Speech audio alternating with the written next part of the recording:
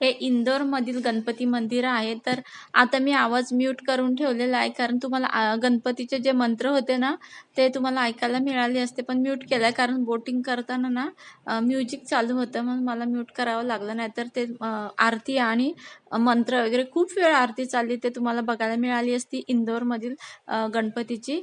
तर खूप गणपतीच्या मंदिर तिथं खूप मंदिरं पण आहेत. भरपूर देवांचे मंदिर आहेत आणि खूप बघण्यासारखे मंदिरं, खूप छान छान मंदिरं आहेत. तर हाय, हॅलो, नमस्कार. कशा आहात तुम्ही सगळे? मस्त, आम्ही पण मस्त. श्रद्धा लाईफस्टाईल या मराठी यूट्यूब चॅनलवर तुमचं सगळ्यांचं मनापासून स्वागत आहे. तर आता एक व्हिडिओ शिल्लक राहिला होता, तर त्याला आता टाईम भेटलेला आहे एडिटिंग करायला, तर मी तुमच्यासोबत शेअर करते. तर हा व्हिडिओ कसा वाटला नक्की कमेंट्समध्ये सांगा. तर इंदोर ट्रिपमधले तुम्हाला बघितलेच असेल तुम्ही, उज्जैन, कालभैरव, ओंकारेश्वर वगैरे, नर्मदा नदी वगैरे, ममलेश्वर आहे, पण मी मामलेश्वर जास्त करून बोललेली आहे व्हिडिओमध्ये. मामलेश्वर नाही, ममलेश्वर आहे. तर ही नर्मदा नदी आहे. आणि ओंकारेश्वर वरून आल्यानंतर आम्ही ते राणी अहिल्यादेवी होळकर यांचा राजवाडा वगैरे पण आम्ही बघायला गेलो होतो. तर तिथलं पण व्हिडिओ शूट करायचं राहून गेलं, कारण का आमच्या घरातले अर्धे गेले होते आणि अर्धे रूमवर बसले होते आराम करण्यासाठी. त्यांच्यामध्ये आराम करणाऱ्यांमध्ये मी होती, म्हणून तिथले व्हिडिओ राहिले. पण जे जे जे आमच्या घरातले गेले होते ना, त्यांनी थोडे थोडे सराफा बाजारमधले वगैरे घेतलेत. तर फोटो वगैरे आहेत, पण फोटो ॲड करायचे माझ्या लक्षातच नाही राहिलं.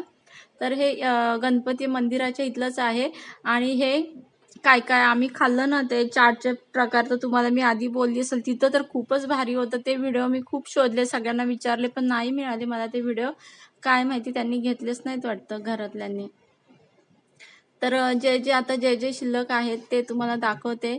तर हे आम्ही सकाळी हे तुम्हाला मी एक सांगेन, म्हणजे आवर्जून सांगेन, जेव्हा तुम्ही कुठे हॉटेलमध्ये काही आईस्क्रीम म्हणा, काही खाण्याचे नाश्त्याचे कसल्याही खाण्याचा जो पदार्थ तुम्ही खाल ना, आणि तुम्ही जास्त माणसं असाल ना, तर तुम्ही पहिल्यांदा ना एक डिश टेस्ट करा, किंवा कोणतीही गोष्ट खाण्याच्या आधी पहिल्यांदा टेस्ट करून बघा आणि नंतरच ऑर्डर करा. कारण ना, आमचे जवळजवळ आता मी तुम्हाला एक फालुदा दाखवला, दिसला असेल व्हिडिओमध्ये, तर ना आमचे 2,500 रुपये फुकट गेले. त्यातला एक घास का एक चमचा खाण्याच्या लायकीचा सुद्धा नव्हतं, इतकं खराब लागत होतं. तरी पैसे जातील वाया म्हणून काय काय जणांनी आमच्या घरातल्यानी 2-2, 3-3 चमचे खाल्ला नाही, पण अगदीच खावत नाही म्हणून ठेवून दिला नाही. म्हटले पैसे फुकट गेले तर चालतील, पण नाही, खायचंच नाही. पण आमचे 2,500 फुकट गेले.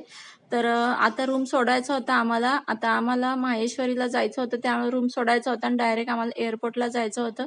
म्हणून सामान आमचं चेकिंगचं, म्हणजे सगळे सामान चेकिंग करत होते. सामान भरलंय का. तरी दीपाचा आयफोनचा चार्जर हरवला होता. तो शोधण्यात बराच वेळ गेला. त्यामुळे तो डबल व्हिडिओ पण दिसतोय तुम्हाला. ते चार्जर शोधतायत सगळेजण. हा म्हणतोय माझ्या बॅगमध्ये आहे का, तो म्हणतो माझ्या बॅगमध्ये आहे का. आणि आयफोनचं चार्जर हरवला, तर तुम्हाला माहिती आहे त्या फोनला दुसरा चार्जर लागत नाही. त्यामुळे ती थोडी टेन्शनमध्ये पण आली होती. आणि हे आम्ही जेव्हा माहेश्वरीला गेलो, त्याच्या आदल्या दिवशी आम्ही हॉटेल सोडलं ना, त्याच्या आदल्याच दिवशी नाही, त्याच दिवशी आम्ही हॉटेल सोडलं ना, तेव्हा तुपातली जिलेबी वगैरे होती, तर खूपच भारी होती. तर ते पण तुम्हाला दिसेल व्हिडिओमध्ये पुढे. आणि जे असे देवांच्या माळी वगैरे दिसल्यानंतर ते इथलं आहे, ओंकारेश्वरचं आणि मामलेश्वरचं आहे. कारण तिथं देवाच्या वस्तू, म्हणजे बरंच काय काय, आता शंकराच्या पिंडी वगैरे, किंवा वेगवेगळ्या प्रकारच्या ज्या माळी असतात ना, जप माळ वगैरे, किंवा रुद्राक्ष वगैरे, अशा भरपूर उज्जैनला, ओंकारेश्वरला, मामलेश्वरला खूप असं विकायला होते. खूप म्हणजे खूपच होतं ते. सगळे दुकानं त्याचीच होती. आणि तुम्हाला माहिती आहे, फुलांचे वगैरे आणि प्रसादाचे तर असणारच, साहजिकच आहे, ते पण होतं. पण मी त्याचं काही घेतलं नाही, आधीच्या व्हिडिओमध्ये आहे. तर आम्ही हॉटेलचं बिल तर ॲडव्हान्समध्ये, तुम्हाला माहिती आहे हॉटेल बुकिंग करतो ते ॲडव्हान्स पण पैसे घेतले जातात आपले ऑनलाईन. तर आणि हॉटेलचं सगळं बिल पे केलं आहे आम्ही, गुगल पे केलं, आणि नंतर आम्ही हॉटेल सोडलं. तर तुम्हाला इथे दिसत असेल बघा, आता ही जिलेबी ना तुपातली होती ना, खूप भारी होती. खूप म्हणजे खूप. मला असं सांगताना असं वाटतंय की मी खाल्ली, तसं तुम्ही पण ती जिलेबी टेस्ट करायला पाहिजे. खूप स्वादिष्ट होती. सांगू शकत नाही, खूपच म्हणजे भारी होती. मला आतापर्यंत मी जिलेबी खाल्ली तर त्याच्यामध्ये माझ्या आयुष्यामध्ये, तर ह्या जिलेबीचा मी पहिला नंबर देईन. तर मध्ये आधी थोडे ना व्हिडिओ मागे पुढे झालेले आहेत. हे आमच्या घरातले सर्व बाजारामध्ये फिरायला गेले होते ना, तिथले व्हिडिओ थोडेसे मला सोनूच्या मोबाईलमध्ये भेटलेत. आणि आम्ही माहेश्वरी फिरून आल्यानंतर ना आम्हाला एअरपोर्टला जायचं होतं लवकर. कारण आमची 9ची फ्लाइट होती. त्यामुळे आम्हाला लवकर जायचं होतं.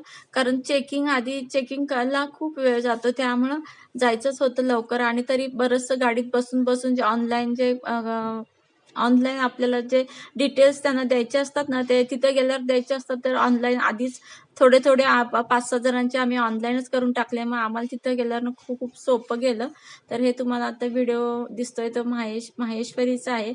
आणि तिथं वरती पायऱ्या चढून गेल्यावर ना राणी अहिल्यादेवी होळकरांचं बरंच काय-काय तुम्हाला मी आधीच्या व्हिडिओमध्ये पण दाखवलंय. आणि तिथे एक मोठा उंच असा पुतळा पण आहे राणी अहिल्यादेवी होळकरांचा. खूप मोठा उंच पुतळा आहे. तिथलं पण फोटो आहे पण व्हिडिओ नाहीये. फोटो ॲड करायला तर आता ह्या व्हिडिओमध्ये पण विसरले. तर फोटो जर मला भेटले दुसऱ्या कोणाच्या घरातल्यांच्या मोबाईलमध्ये तर मी फोटो पुढच्या माझ्या एखाद्या कोणत्यातरी व्हिडिओमध्ये मी ॲड करेन तो फोटो. तर खूप छान आहे तो. तर तुम्ही कधी जर इकडे गेलात तर नव्हे आवर्जून जाच असे मी म्हणेन. खूप बघण्यासारखं आहे हे. निसर्ग सौंदर्य तर खूप आहे. नर्मदा नदीचं तर खूपच अप्रतिम सौंदर्य आहे. ओंकारेश्वर, कालभैरव, उज्जैन वगैरे उज्जैनचं तर तुम्हाला माहिती असेल ते जागृत देवस्थान आहे ओंकारेश्वर. आणि 12 ज्योतिर्लिंगमध्ये ते 2 ज्योतिर्लिंग येतात, महाकाल आणि ओंकारेश्वर. तर हे दोघं बघा बोटिंग करताना डान्स करतात. एक गाणं लागलं होतं छैया छैया, त्याच्यावर दोघं जण म्हणजे आई आणि मुलगा डान्स करतात. थोडंसं आपलं नाचले टाइमपाससाठी.